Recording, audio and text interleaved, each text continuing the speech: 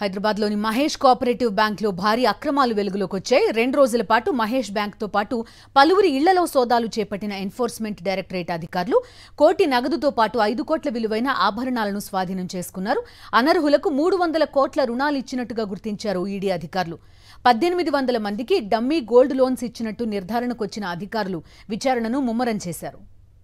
AP Mahesh cooperative urban బ్యాంకులో పెద్ద ఎత్తున నిధుల గోల్మాల్ జరిగినట్లు బంజారాహిల్స్ పోలీస్ స్టేషన్లో కేసులు నమోదయ్యాయి.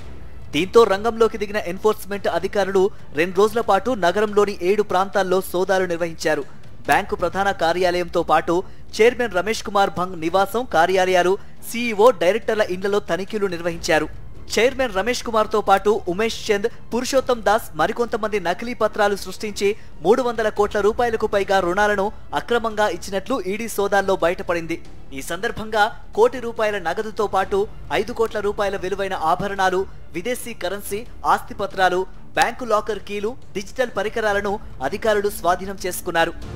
దాదాపు 300 కోట్ల రూపాయలను అక్రమంగా రుణాలుగా మంజూరు చేసేందుకు 10% కమిషన్ తీసుకున్నట్లు నిర్ధారణకు వచ్చారు.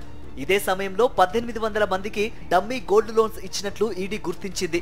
ఈ రుణాలన్నీ బినామీ పేర్లతో నిందితుల కుటుంబ సభ్యులే తీసుకున్నట్లుగా తేలింది. 2021 నుంచి ఫేక్ పత్రాలతో తక్కువ వడ్డీకే రుణాలు మంజూరు చేసింది మహేష్ బ్యాంక్. బ్యాంకులోని డబ్బు వివిధ మార్గాల ద్వారా పక్కదారి పట్టిందని ఈడీ అధికారులు చెబుతున్నారు.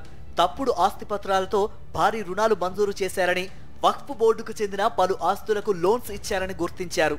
గతంలో సైతం మహేష్ బ్యాంకుపై పలు ఆరోపణలు ఉన్నాయి.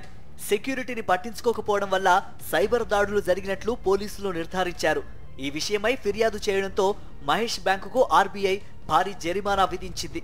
తాజాగా ఇదే బ్యాంకులో రుణాల స్కామ్ వెలుగు చూడటం సంచలనంగా మారింది.